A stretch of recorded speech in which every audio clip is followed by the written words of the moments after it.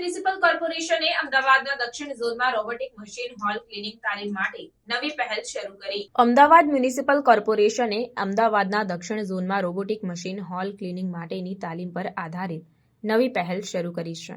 આ કાર્યક્રમનો ઉદ્દેશ્ય અદ્યતન રોબોટિક્સ ટેકનોલોજીનો ઉપયોગ કરીને મશીનરી જાળવણીની કાર્યક્ષમતામાં સુધારો કરવો છે. છેલ્લા કેટલાક વર્ષોમાં વિવિધ ક્ષેત્રોમાં રોબોટિક્સને એક રમત બદલ તરીકે માન્યતા મળી છે અને અમદાવાદ મ્યુનિસિપલ કોર્પોરેશન આ ટેકનોલોજીનો લાભ લેવા માટે સક્રિય છે, જેથી કામગીરીને સરળ બનાવવામાં અને સેવા ડિલિવરીમાં સુધારો કરવામાં મદદ મળી શકે.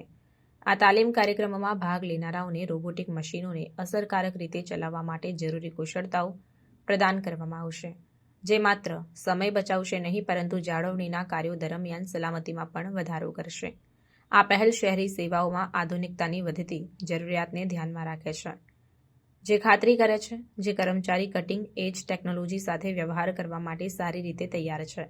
રોબોટિક ઉકેલ અપનાવીને અમદાવાદ મ્યુનિસિપલ કોર્પોરેશન મેન્યુઅલ શ્રમને ઘટાડવા, માનવ ભૂલને ઓછું કરવા અને શહેરમાં જાળવણી પ્રવૃત્તિઓની કુલ ઉત્પાદન ક્ષમતા વધારવાનો આશય ધરાવે છે.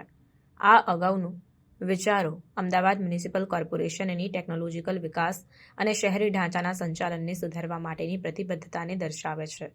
કાર્યક્રમમાં ભાગ લેનારાઓને ક્ષેત્રના નિષ્ણાતો પાસેથી શીખવાની તક મળશે, સૌથી શ્રેષ્ઠ પદ્ધતિઓ અને રોબોટિક જાળવણીમાં નવીન તકનીકો વિશે જાણકારી મેળવશે.